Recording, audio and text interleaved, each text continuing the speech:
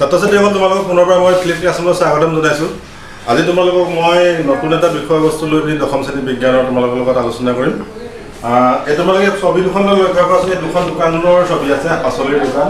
তোমালোকে দেখিছা তোমালোকে এখন 1 নম্বৰ দোকানত কিছুমান পাচলি আছে, 2 নম্বৰ দোকান এখন পাচলি আছে। তোমালোকৰ কথাটো হ'ল কি, এতিয়াতো জানা তোমালোকে দেশত লকডাউন চলি আছে। নিৰ্দিষ্ট সময়ত তোমালোকে ঘৰৰ পৰা বিভিন্ন ধৰণৰ তোমালোক পাচলি বজাৰ কৰিবলৈ দিলে আৰু সময়টো নিৰ্দিষ্ট সময়ত পাচলিসমূহৰ গুণাগুণ বিশ্লেষণ কৰি তোমালোকৰ কি হ'ল পাচলিখিনি আনিব লাগে, ক্ৰয় কৰিব লাগে। এতিয়া তোমালোকে কম সময়ৰ ভিতৰত উপযুক্তভাৱে পাচলিবিলাকৰ গুণাগুণ বিশ্লেষণ কৰি তোমালোকে বজাৰ কৰিবলৈ হ'লে নিশ্চয় 2 নম্বৰ দোকানখন তোমালোকে নিৰ্বাচন কৰিবা। নিৰ্বাচন কৰাৰ কাৰণটো কি বাৰু? ইয়াত কি হ'ল চোৱা, তোমালোকে 2খন দোকান তুলনা কৰি দেখিবা, দ্বিতীয়খন দোকানত পাচলিসমূহ শৃংখলিতভাৱে সজ্জিত কৰি থোৱা আছে। ইয়াত কিন্তু আছে যদিও একেখিনি চব্জি আছে, থাকিলেও ইয়াত শৃংখলিতভাৱে সজ্জিত কৰি থোৱা নাই। এতিয়া কথাটো হ'ল কি, আজিও ঠিক তেনেকুৱা এটা বিষয়বস্তু লৈ তোমালোকৰ লগত মই আহিছোঁ আলোচনা কৰিবৰ কাৰণে। আমাৰ দশম শ্ৰেণীৰ বিজ্ঞানৰ ঠিক এটা বিষয়, মৌলৰ পৰ্যাবৃত্ত শ্ৰেণীবিভাজনৰ আজি প্ৰথমটো খণ্ডত তোমালোকক আলোচনা কৰিম। বৰ্তমানলৈকে প্ৰায় 118টা মৌল আৱিষ্কৃত হৈছে। এই 118টা মৌলক তোমালোকে পৃথকে যদি তাৰ ধৰ্মসমূহৰ বা বিভিন্ন ধৰণৰ তাৰ অন্যান্য গুণাগুণসমূহ যদি বিশ্লেষণ কৰিবলৈ যোৱা হয়, বিভিন্ন ধৰণৰ অসুবিধাৰ সন্মুখীন হ'বলগীয়া হৈছে। আগতে হৈছিলে, এতিয়াও হৈছে। এতিয়া কথাটো হ'ল, এইখিনিক তোমালোকৰ শ্ৰেণীবদ্ধ বা শৃংখলিতভাৱে সজ্জিত কৰি তাক অধ্যয়ন কৰিবৰ কাৰণে বিভিন্নজনে প্ৰয়াস কৰিছিলে। বুজি পাইছেনে? এই বিভিন্নজনে প্ৰয়াস কৰিছিলে। সেই প্ৰয়াসসমূহৰ কেনেকৈ ধৰণে কৰিছিলে তাৰ বিষয়ে আজি পাঠটোত আমি আলোচনা কৰিম। তাৰে প্ৰথমজন কথাটো হ'ল কি, প্ৰথমজন আছে দেৱৰনাথ নেক্সট। 1817 চনত কি হ'ল, সেই সময়ত আৱিষ্কৃত 30টা মৌল আমাৰ উলফগেন জাৰ্মান ৰাসায়নিক জহান উলফগেন দেৱৰনাথে এটা প্ৰচেষ্টা অব্যাহত ৰাখিছিলে। তেওঁ প্ৰচেষ্টা কেনেধৰণে কৰিছিলে, তেওঁ তিনিটা মৌলক একগোট কৰি পিনি মৌলসমূহ শ্ৰেণীবিভাজন কৰি তেওঁ অধ্যয়ন কৰিবলৈ বিচাৰিছিলে। কেনেধৰণে তেওঁ অধ্যয়ন কৰিছিলে এটা বৈশিষ্ট্য আলোচনা কৰিছোঁ না। তেওঁ কি কৰিছিলে, তেওঁ তিনিটা মৌলক একগোট কৰি পিনি শ্ৰেণীবদ্ধ কৰিছিলে কাৰণে তেওঁৰ যিটো শ্ৰেণীবিভাজন আছিলে তাক ট্ৰাইড বা ট্ৰিক বুলি কোৱা হয়। তেওঁ ট্ৰাইসমূহত কি কৰিছিলে, পাৰমাণৱিকভৰৰ বৰ্ধিত ক্ৰমত সজ্জিত কৰিছিলে। তেওঁ পাৰমাণৱিকভৰৰ বৰ্ধিত ক্ৰমত সজ্জিত কৰোঁতে প্ৰথমটোৰ মৌলৰ পাৰমাণৱিক ভৰ আৰু শেষৰটো মৌলৰ পাৰমাণৱিক ভৰৰ গড় পাৰমাণৱিক ভৰ মাজৰটোৰ মৌলৰ পাৰমাণৱিক ভৰৰ সমান হয়। বুজিছে, সমান নহয়, প্ৰায় সমান হয়। তেওঁ সেইটো এটা বৈশিষ্ট্য আছিলে। আৰু তেওঁ ট্ৰাইডবিলাকত কি কৰিছিলে, একে ধৰ্ম বিশিষ্ট মৌলবিলাকক কি কৰিলে স্থান দিবলৈ সক্ষম হৈছিলে। এতিয়া কথা হ'ল কি, তেওঁ ট্ৰাইডবিলাকতো কেনেধৰণে মৌলবিলাকক স্থান দিছিলে তাৰ বুজিবৰ কাৰণে তেওঁ যিহেতু ট্ৰাইড গঠন কৰিছিলে, ট্ৰাইডকেইটা আমি যদি অধ্যয়ন কৰোঁ ভালদৰে বুজি পাম। মই লক্ষ্য কৰাচোন, প্ৰথমটো ট্ৰাইড লিথিয়াম আৰু ছডিয়াম, ছডিয়াম আৰু পটাছিয়ামৰ ট্ৰাইড আমাৰ তিনিটা মৌল আছে, লিথিয়াম, ছডিয়াম আৰু পটাছিয়াম। এইটো হ'ল তাৰ ট্ৰাইড বা ট্ৰিক, তেওঁ গঠন কৰা ট্ৰাইড বা ট্ৰিক। তোমালোকে লক্ষ্য কৰি দেখিবা, এটা লিথিয়ামৰ পাৰমাণৱিক ভৰ কিমান পাইছে, 7 AMU, এটমিক মাছ ইউনিট বা ইউ বুলি লিখে। অসমীয়াত ক'লে পাৰমাণৱিক ভৰ একক বুলি কোৱা হয়। ঠিক আছে, এতিয়া তেওঁৰ ট্ৰাইডবিলাকত তোমালোকে চোৱা কেনেকৈ কৈছে, লিথিয়ামৰ পাৰমাণৱিক ভৰ কিমান আছে, লিথিয়ামৰ কৈছে 7 AMU। আজিকালি ইউ বুলি লিখে, ইউ বুলি লিখে। ঠিক আছে, ছডিয়াম নেক্সটটো কি হ'ল, প্ৰথমটো লিথিয়াম, নেক্সট হ'ল ছডিয়াম। ছডিয়ামটো লিখা নাই, কাৰণটো আছে মই বুজাই দিম বাৰু। পটেছিয়ামৰ তোমাৰ চোৱা, পটেছিয়ামৰ কি আছে তোমাৰ, পটেছিয়ামৰ কিমান আছে 39 ন। পটেছিয়ামৰ 39 কি হ'ব, AMU বা ইউ। ঠিক আছে, তেওঁৰ মতে কি আছিলে, প্ৰথমটোৰ আৰু শেষৰটোৰ মৌলৰ গড় পাৰমাণৱিক ভৰ মাজৰটোৰ সমান বা প্ৰায় সমান। এতিয়া তোমাৰ চোৱা, প্ৰথমটোৰ আৰু শেষৰটোৰ মৌলৰ গড় উলিয়াইছোঁ না, পাৰমাণৱিক ভৰৰ গড় 7, প্ৰথমটো আছিলে 7, শেষৰটো কিমান আছিলে 39। গড় উলিয়ালে 2ৰে হৰণ কৰিব লাগিব, কাৰণ 2টা আছে নহয় জানো, 2টা গড় উলিয়াব লাগে। এতিয়া তুমি কৰিলা ধৰি লোৱা 7 + 39 কিমান হ'ব, 46 হ'ব ন, 46 / 2। এতিয়া কটাকটি কৰিলা তোমাৰ কিমান 23 AM বা ই এটমিক মাছ।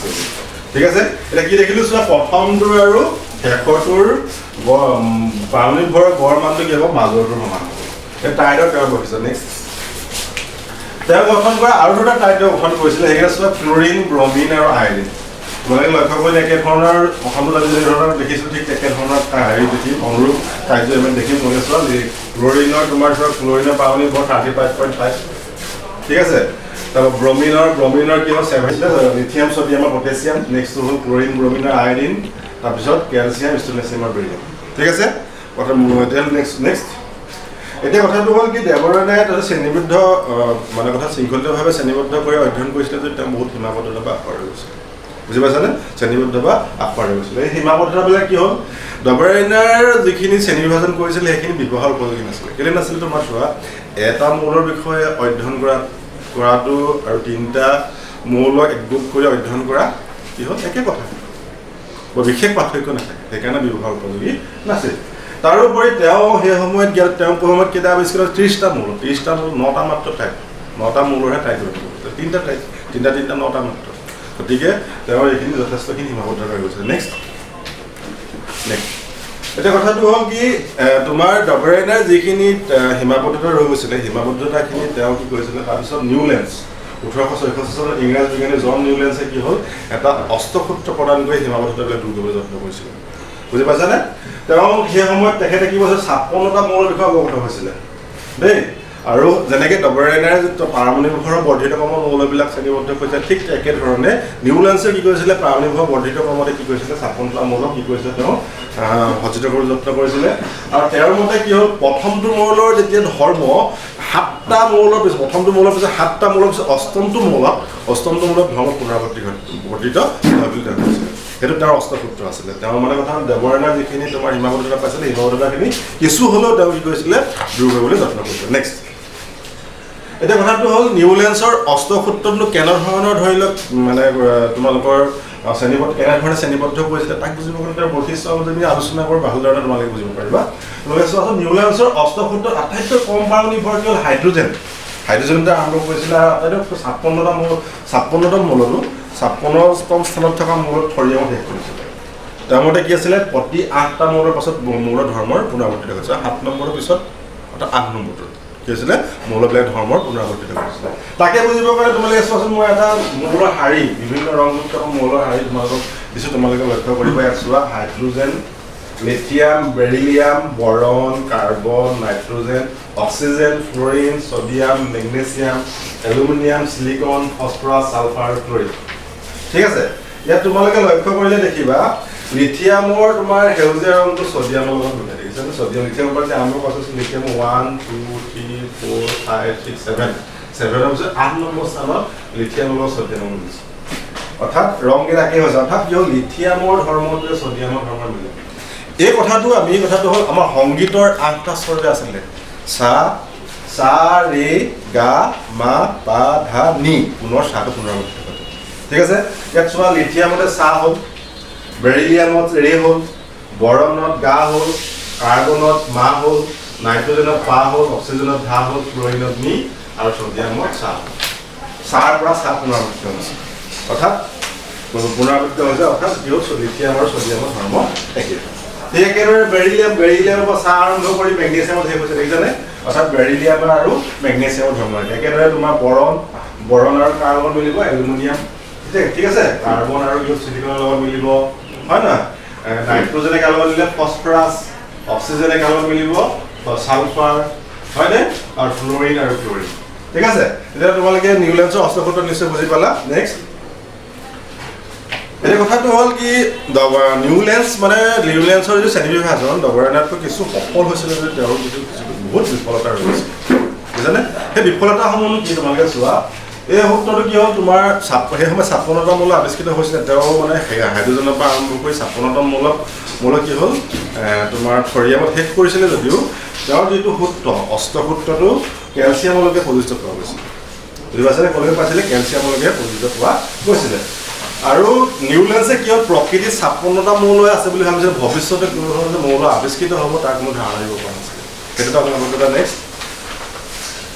নেক্সট নিউলেন্সে মানে কি হ'ল একেটা স্থানতে দুটা মৌলক স্থান দিয়াৰ উপৰিও ধৰ্ম মিলি থকা কিছুমান মৌলক তেওঁৰ শ্ৰেণীবিভাজনত স্থান দিছিলে তাৰ উপৰি কি কৰিছিলে আইৰণৰ ধৰ্ম কবাল্ট আৰু নিকেলৰ লগত মিল থকা স্বত্বেও আইৰণৰ কবাল্ট আৰু নিকেলৰ পৰা এটা স্থান দিছিলে বুজি পাইছেনে এতিয়া কথাটো হ'ল কি এইকেইটা আমি আজি বিশেষভাৱে আলোচনা নকৰোঁ তোমালোকক কমকৈ আলোচনা কৰিছে বিষয়বস্তুকেইটা ভালকৈ তোমালোকে আয়ত্ব কৰি লোৱা ইয়াত তোমালোকৰ চোৱা প্ৰথমতে আমি আৰম্ভ কৰিলোঁ কি হ'ল তোমাৰ ডবৰাইনাৰ টাইডৰ কথা আলোচনা কৰিলোঁ টাইডৰো কিছু সীমাবদ্ধতা থাকিলে সীমাবদ্ধতাখিনি তোমালোকে সেইবিলাক ভালকৈ মনোযোগ দিবা নিশ্চয় পৰীক্ষাটো প্ৰশ্ন আহে ঠিক সেইদৰে নিউলেন্সৰ ক্ষেত্ৰতো নিউলেন্সৰ অষ্টসূত্ৰটো আমি আলোচনা কৰিলোঁ নিউলেন্সৰ অষ্টসূত্ৰৰ সীমাবদ্ধতাবিলাকো আলোচনা কৰিলোঁ সেইখিনি তোমালোকৰ কিন্তু পৰীক্ষাত আহে তোমালোকৰ দেই গুৰুত্ব দি ভালকৈ চাবা ভিডিঅ'টো নেক্সট এতিয়া কথাটো হ'ল আজি আমি পাঠটোত কোনকেইটা কথা তোমালোকৰ লগত আলোচনা কৰি তাক সংক্ষেপে তোমালোকৰ মই পুনৰাই কৈ দিব বিচাৰিছোঁ, তোমালোকে লক্ষ্য ৰাখিবা।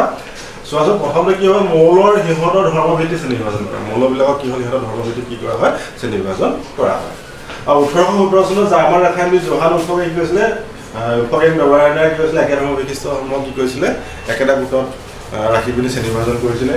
তেখেতে তিনিটা মৌলক একগোট কৰিছিলে কাৰণে তেওঁ গঠন কৰা শ্ৰেণীবিভাজনবিলাক টাইপ বা টিক বুলি কোৱা হয়। ইয়াত অলৰেডি আলোচনা কৰিছোঁ হয় না। আৰু নিউলেঞ্চে সেই সময়ত কেইটা 56টা মৌলক কি কৰিছিলে, শ্ৰেণীবিভাজন কৰিছিলে, আৱিষ্কৃত 56টা মৌলক আৱিষ্কৃত কৰিছিলে, শ্ৰেণীবিভাজন কৰিছিলে হয় না। তেওঁ যিটো সূত্ৰ দিছিলে তাক কি বুলি কয়, অষ্টসূত্ৰ বুলি কোৱা হয়। তেওঁ অষ্টসূত্ৰ মতে কি হ'ল, 7 নম্বৰ পিছত 8 নম্বৰ মৌলটোত কি প্ৰথম মৌলৰ লগত ধৰ্ম পুনৰাবৰ্তিত ঘটে। এইকেইটা কথাকে আমি আলোচনা কৰিছিলোঁ ন, ঠিক আছে। নেক্সট, এতিয়া তোমালোকে পাঠটোৰ পৰা কিমাননো ধৰি লওক আয়ত্ত কৰিলা, তাকে সৰু সৰু কেইটামান প্ৰশ্ন তোমালোকৰ কাৰণে লৈছোঁ। পাঠটোৰ লগতে সংগঠিত থকা প্ৰশ্ন তোমালোকে কৰিব পাৰিবা নিশ্চয়। আৰু যদি তোমালোকে অসুবিধা পাঠটো পুনৰাই চাবা, তাতো যদি অসুবিধা হয় মোক পুনৰ যোগাযোগ কৰিবা। তোমালোকে ডেছক্ৰিপশ্যন বক্সত মোৰ হোৱাটছআপ নম্বৰ থাকিব। প্ৰথমটো হ'ল নিউলেঞ্চৰ অষ্টকৰ স্তম্ভবোৰত ডবাৰাইনাৰ টাইট আছিল নে, যদি আছিল বুলি কয়। এই ডবাৰাইনাৰ যিটো মানে অষ্টসূত্ৰ, কি হয় নিউলেঞ্চৰ যিটো অষ্টসূত্ৰ আছে, অষ্টসূত্ৰৰ যিখন তালিকা কৰিছিলে, তালিকাখন তোমালোকে পাঠ্যপুথিত আছে, পাঠ্যপুথিত লক্ষ্য কৰিবা। তাত যদি কিবা ডবাৰাইনাৰ টাইট দেখি পোৱা, সেই টাইটটোৰ নামটো লিখিবা, আছে থাকিলে আছে বুলি লিখিবা, নাথাকিলে নাই বুলি, যদি আছে সেই টাইটটো উল্লেখ কৰিবা, ঠিক আছে।